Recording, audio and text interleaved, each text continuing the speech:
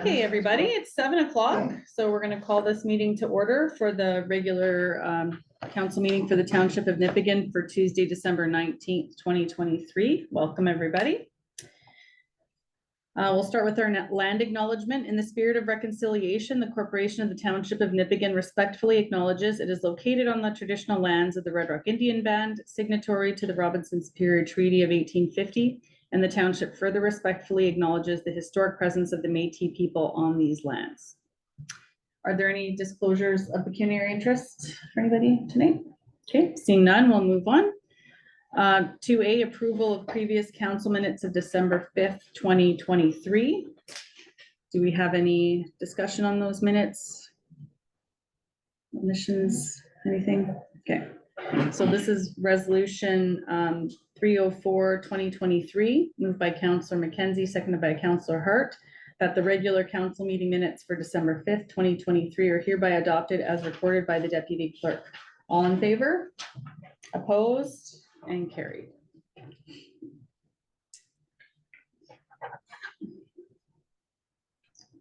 Next, we have finance, confirm and approve accounts. So this is resolution 305, 2023.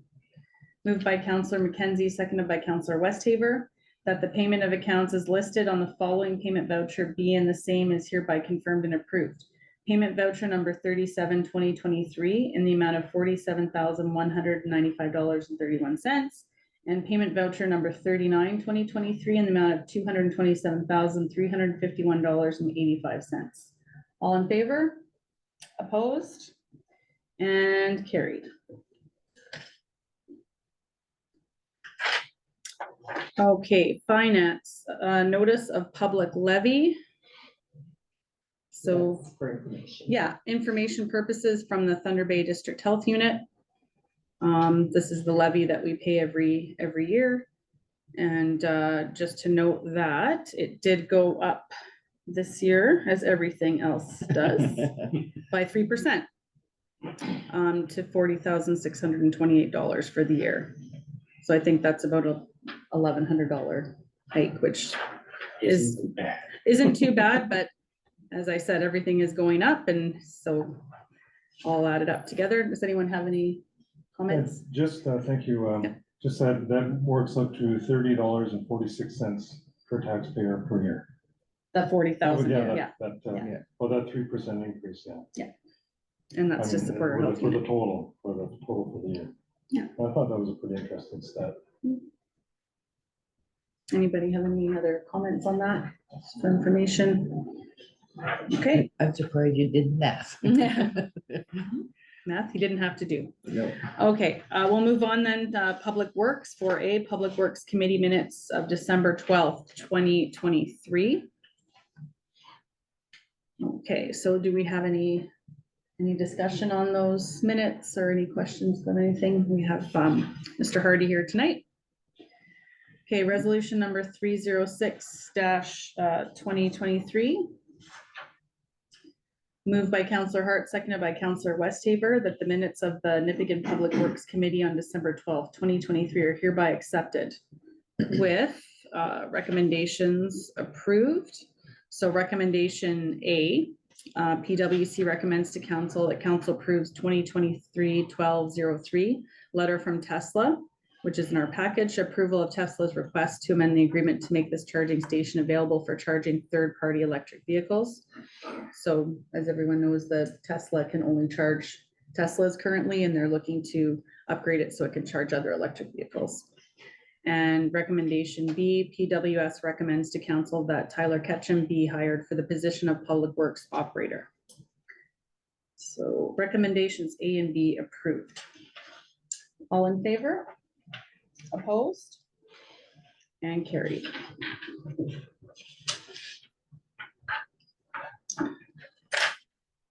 Okay, next we have 5A.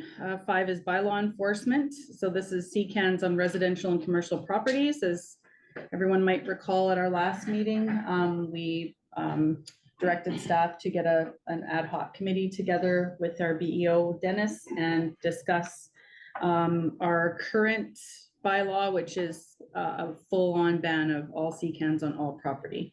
So maybe Dennis, you can present your views from that meeting. All right. So a meeting was held December 13th, 2023, to gather information to supplement what was presented to council on December 5th in regards to sea can containers in the township of Nippigan. The purpose of these recommendations is to revisit the previous zoning bylaw, which did not permit containers in any zone within Nippigan. It seems clear that the highway commercial zone containers should be permitted, with the onus being on the property owner to apply for a building permit for each container. This should be a case-by-case application process made to council by way of planning act application or zoning bylaw application on a particular property.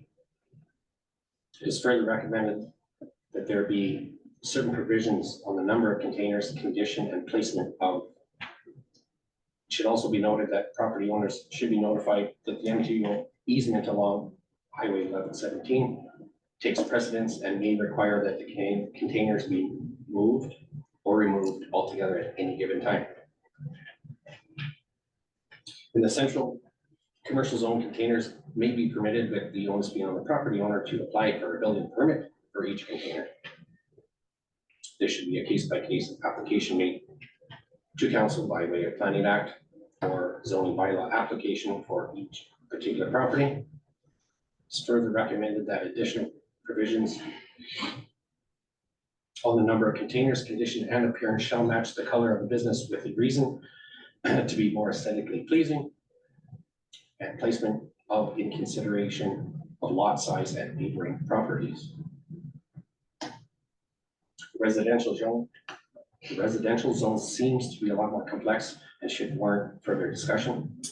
From the info I gathered from multiple sources, opinions varied, but it seems like it would create a number of issues. A few important considerations are that in permitting containers across the board does not support any local business building supply business, and the unsightly nature of the construction may not be welcomed by adjoining property owners. So in conclusion, I would recommend to council to proceed with amendments to highway commercial and to central commercial, but to keep residential as is for now. Any questions or discussion points? Councillor Hart. The residential end of things, like there's a large usage of the blow-away, I call them the blow-away tents, or people armoring them with metal and wood. Like in some cases, sea cans would probably be a much better option.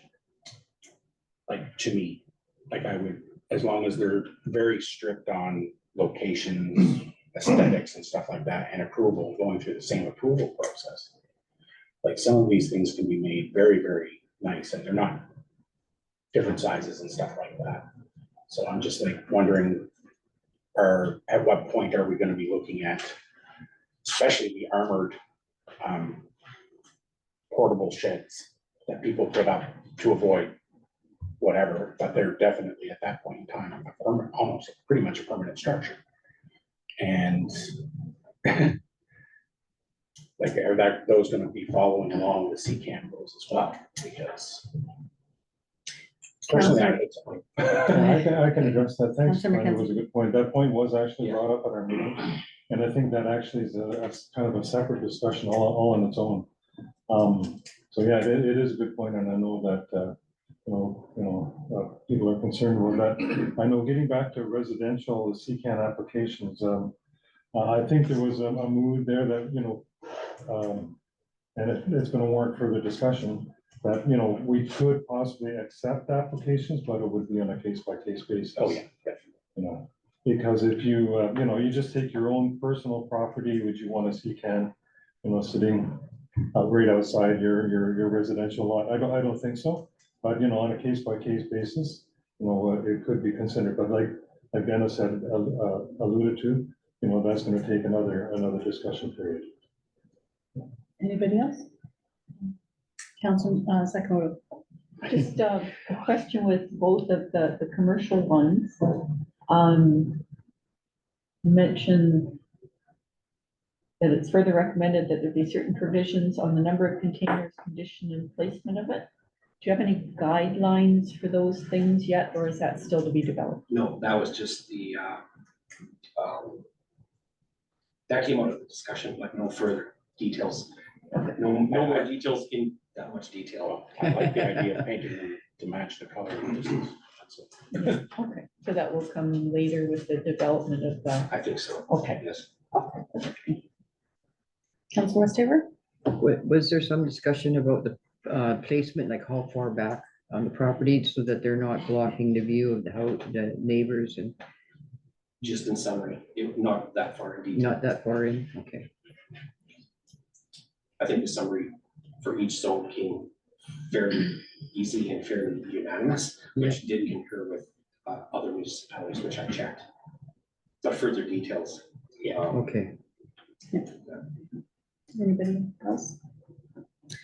Just for me, looking over it and seeing your notes on it and just thinking about how CCANs tend to look on residential properties, which tend to be a lot smaller and in town, obviously. I think I agree with all your recommendations because I think preventing CCANs from being on commercial properties and especially on the highway properties inhibits the growth of those businesses. So I think that your recommendations to allow those are good. And then to also keep the residential one as is, to not allow residential, but we could look at on a case-by-case basis. For instance, if someone's doing construction and they need, or renovation, they need to get their stuff out of their house and they need it for 6 months or something to that effect. But I guess what I would do is we could direct staff to move forward on working on that bylaw to make the appropriate changes. And it's probably gonna take a couple of run-throughs to sort of get it right. But in the meantime, as we've talked about, there will be no enforcement on anything as yet until we have a bylaw in place that with those appropriate changes. And I like the idea too of having them regulated and painted and the number and how many, because it can get a bit crazy and The condition. so, okay, so you're good with that direction? Okay, thank you. All right, 6A Recreation Committee minutes of November 27th, 2023. The Recreation manager is not here tonight, but is there any? You weren't there, eh? Glenn is the representative. Okay. Does anyone have any comments on that? Yeah, just with the recommendation that that Shinny players must wear full hockey equipment, I find that, I don't know, I find that very restrictive, and I guess it's a liability, and I understand that, but generally speaking, years ago when people played Shinny hockey, you know, the rules were you don't lift the puck, and there's no checking, and everyone wore a helmet and things of that nature. But I just find, again, it's just my own personal opinion, but I find full hockey equipment, especially for maybe there's some families in town that really can't afford that much equipment and the cost, even to try to source it, you know, secondhand. So myself, I don't like the idea of having to wear full equipment for Shinny hockey. So that's just my opinion. Okay, Councilor Hart. I would have to agree with the opinion. It may limit some of the families in town for having Shinny. I do understand why. I do understand that we also pay liability insurance, but we don't pay it. The people pay it. So I see liability a little differently than other people. And I'm more afraid of limiting some of the people, especially in the town, but there's not a lot of stuff for the kids to do. I have witnessed lots of Shinnies. And for the most part, they do follow the rules. Maybe full equipment, but definitely, you know, your helmets and stuff like that, and your neck guards. I'm a big proponent for neck guards long before the recent activities. So it's just Okay, anybody else have a? You know what, Councilor Sakamoto? Mine was about, they mentioned that the capital budget was discussed, listed and prioritized, but it's not attached to the minutes. I would assume that would probably get submitted when it's, our first finance meeting happens. Is that when that, because, I would assume that Kristen would probably go over that budget herself and go through her priorities and match those up with theirs. That's what I'm assuming, yeah. Okay, so, recommendation, so you guys are saying you don't agree with the full equipment? Is that what you're saying? I think we could potentially look at a partial equipment or something like that. I'm afraid that it's restricted for some families. And I know I'm on the fence, but I know both sides, so that's all. I'm just weighing more towards the limiting it for certain families, some families and stuff. Some players that might not have enough or something like that. I guess my question would be well, Michael, were you at the meeting there? No. Okay, so there's no one here who was at that meeting. My question would be, have there been incidents where something has happened, or is it an issue with our insurance? Is that the reason, or is it just in case something happens? Councilor Sakamoto. I was just wondering, suggestion if we can pick out that item and going to take it back to the next meeting just for clarification and further discussion. Like it could have been motivated by the incident that happened with the skate in the neck, killing an individual. I mean, it doesn't happen very often, but it can Even when happen. I was doing the hockey stuff, like I was always afraid of that. And when the kids would not wear their neck guards, then I would pull them off the ice because. Yeah.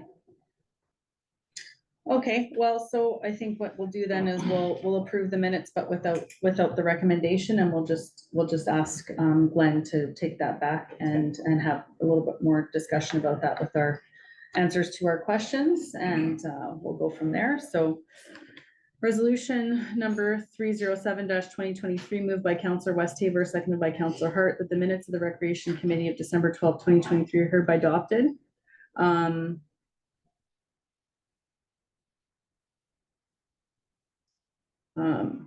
Without approval of the recommendation listed. Okay, all in favor? Opposed? And carried.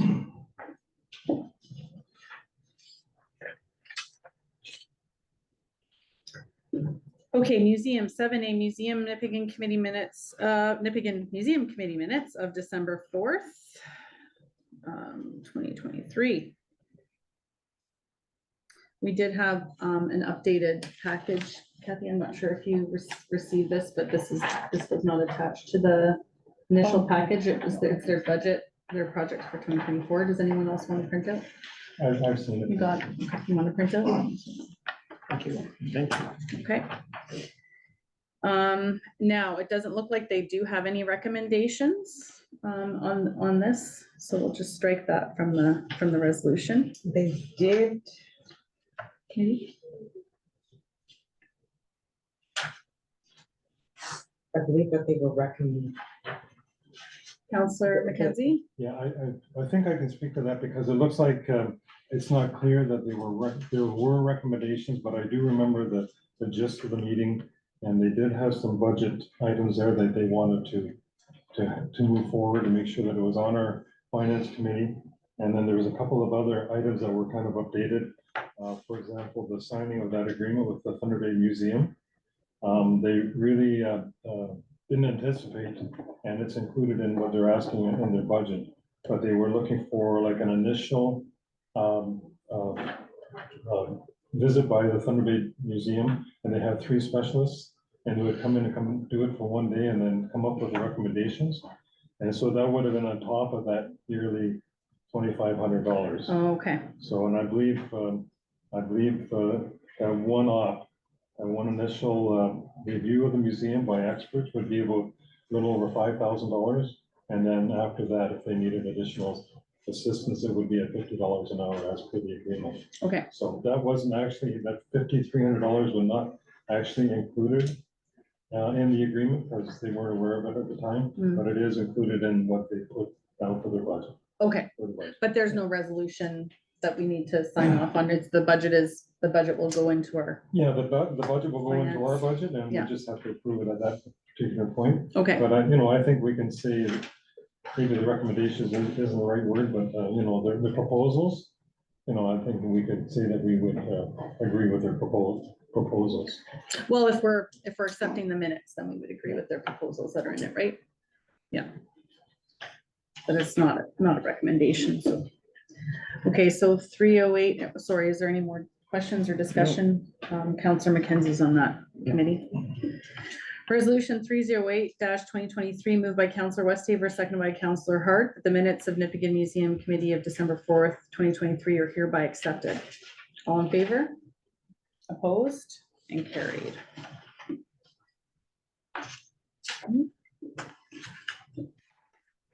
Next, we have the Nipigon, or the library board, I can't read today, library board minutes of September 27th, 2023.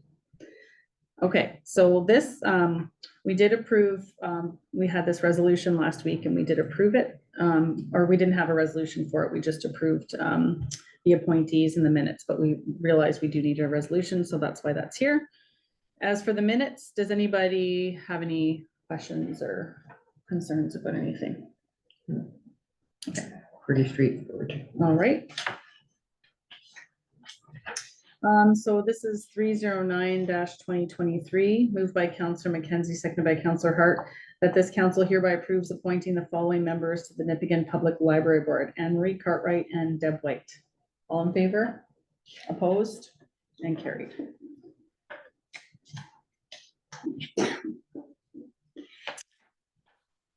Okay, sundries, 9A committee application. Okay, so this is just, I know it's an idea that's been bandied about a little bit by some of us, and I just thought it was time to sort of get this in there. And I'm just looking for it. I think it's, there we go.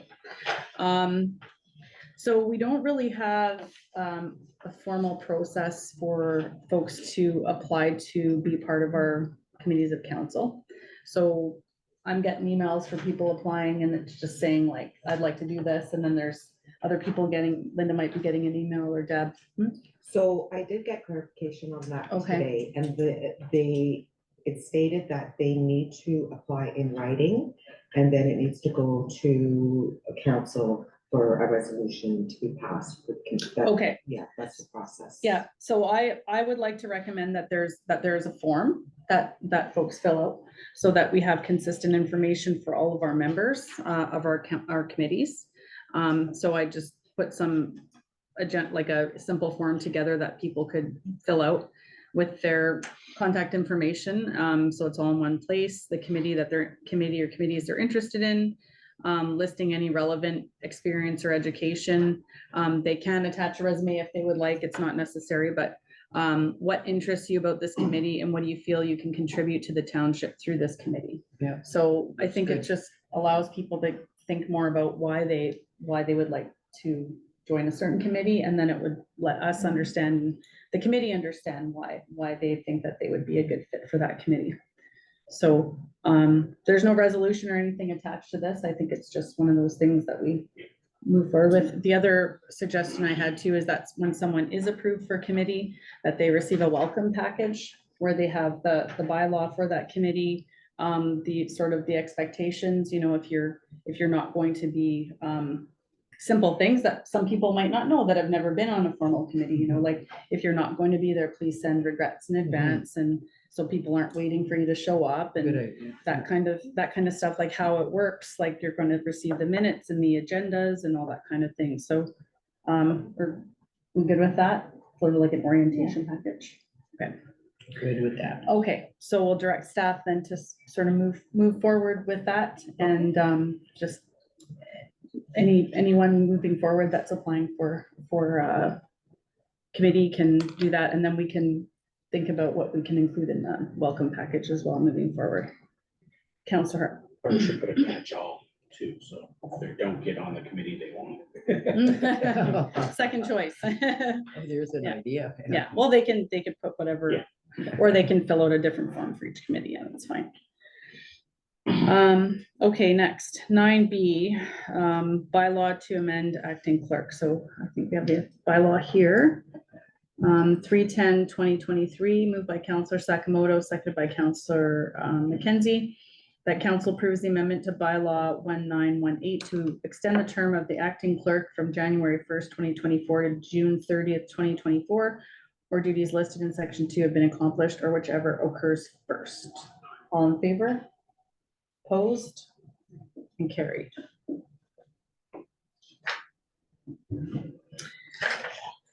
Okay, next we have the top of Lake Superior Chamber of Commerce.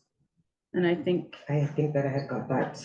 yeah, It was just ahead of, it's ahead of that's it. yes. the last topic there. So there's just a letter here from the Chamber of Commerce. I believe they're looking for check for membership, I think. Yes. I don't know, as everyone might recall, when they sent out a request for money the last time for the award ceremony. Mhm. I did agree to that, but I said I would, moving forward with the chamber, if there's any other asks, we need to see evidence that there was an AGM. And I don't know if people realize this, but there are laws that govern nonprofits in the province of Ontario, Ministry of the Attorney General, and they need to have AGMs. It's all about transparency, so that someone can't just set up a nonprofit and do whatever they want with the money. There has to be accountability with the members of the nonprofit, et cetera. I have not seen evidence of an AGM, but does anyone have any comments or questions about that? No, I would wholeheartedly agree, because I think at that time we said that we would consider it in the future membership, providing, you know, there was some evidence to support that, right? So I personally, I think we should wait till we get evidence of that. Maybe a notice of a meeting, when the meeting's gonna be held, you know, who's invited, who's on the board. And then at that time, we could discuss in council who would like to attend, or who would like to be a member, or whatever, so. Or whether the township would like to be a member. Councilor Westergaard? I remember there wasn't any person there to know this. I wonder if they're aware of what came out of that meeting. That we were going to request some, I guess, proof of what they do and what their function is and stuff like that before we funds. I'm not sure. Right, and that's, I mean, the legal part of it is the AGM, right? It's Right. the other side of it is, you know, if you want to attend just a general meeting, to find out what they're all about, but yeah, I mean, I don't care if it's $5 or if it's $1,000, it's not about the money, it's about being, them being accountable to their members about running the nonprofit properly, and yeah. And just for transparency, I did want to Yeah. let board know that they did just have a meeting, and we did receive a invitation right to it.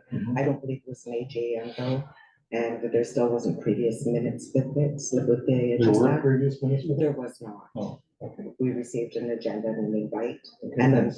the package that's in, Did anybody attend? No. I wasn't able to make it. Hmm. I believe it was December 12th. I'm sure one of us probably would attend if we knew that there was an invitation. That'd be a good idea. In the future to forward. I wasn't sure if anyone, I'm sorry, I should have. That's okay. I didn't get a lot of notice either. No, but- That's how part of the things go rules, too, is sometimes. you're supposed to be- Especially for an AGM, you're supposed to have 30-day notice. But it wasn't an AGM, no. Yeah, it was.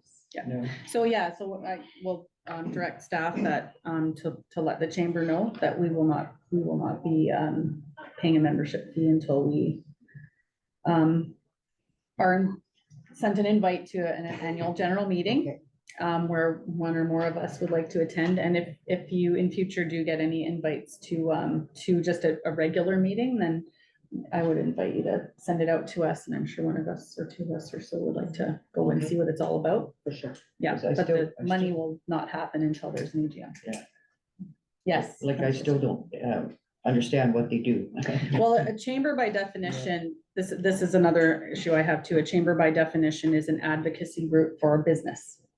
Okay, and so the only actions that I have seen happen is an awards night where there were 50 to 60 awards given out to communities for being around for over 100 years, like that kind of thing. I mean, which is nice. It's nice to have a party and everything, but that's not what a chamber does. A chamber is supposed to be recognizing businesses, and it's supposed to be advocating for businesses. Right. So I want to say about 4 years ago, there was a shop local that the chamber did when it was more active. Mhm. And there was a night that you had passports and you went around to it was Yeah. before Christmas, and it was things like that is what a Visible. chamber Very is supposed to visible. do, is promote and advocate for business.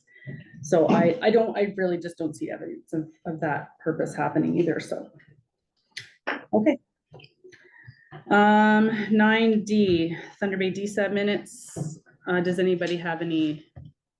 That's just for information, questions or comments on that? Counselor McKenzie. Okay, thank you. Just to let everyone know that Nancy Gladden is our rep on that particular committee. And I was reading there that the Thunder Bay District Social Services Area Board is calling on the federal and the provincial governments to make capital grants available for construction of affordable and rent-geared income housing. So, that's very important right now, and I'm really happy to see that they are advocating like that. And of course, if we can make our wishes known to Nancy as well. She's our spokesperson on that board. So it's a really good board. Mhm. Yeah. Yes. Does she Counselor. represent Red Rock? She Well, represents what like a happened- region. Yeah, she represents kind of our local, like Right. Red Rock and Nipigon and Oh, Marion okay. Hertit. And generally, a person, for one term, like for one council term, will be from Nipigon, and the next council term will be from Oh, Red okay. Rock. Well, right now it's Red Rock's term. So that, when our term is over, the next council, someone from Thunder Bay, one of the councilors here, Mhm. when elected, would get a chance to go. Okay, thank you. Next, we have Our Hearts at Home cardiovascular campaign, and there doesn't seem to be an ask here. There's just information update on what their campaign is looking like for the next little while. Yes. And sorry, I think it's a heck of a good campaign. If you look at what they're gonna be doing, they're looking at 14 new surgical beds, 6 coronary care beds, a new operating room, and a care clinic.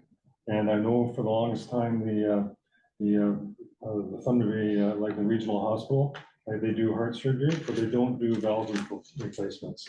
They do everything but valve replacements. So perhaps that's what this is aiming for, is to finally get them into that particular mode of operation. So I think we should really support them in that.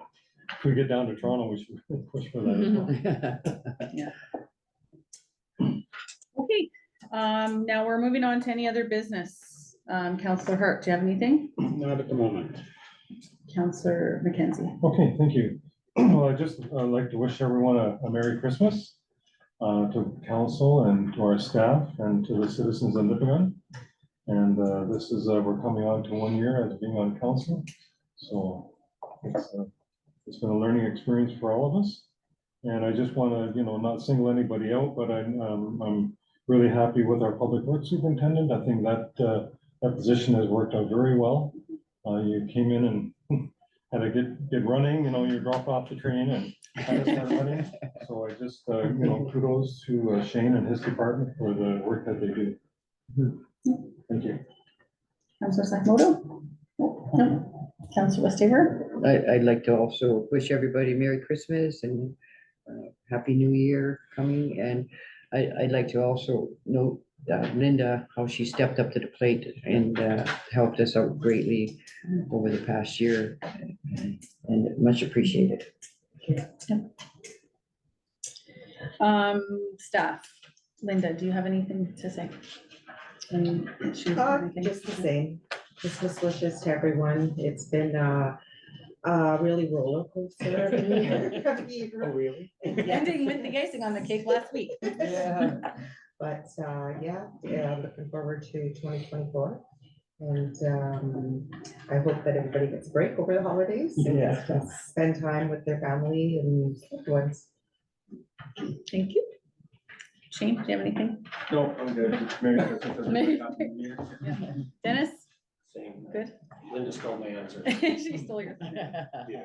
I just have a few things. Yeah, of course, Merry Christmas to everybody, the staff and council. It's been a wonderful year. Just a reminder to set a budget meeting date for our first budget meeting, as we're getting in all the information from our committees and from our staff. I just wanted to,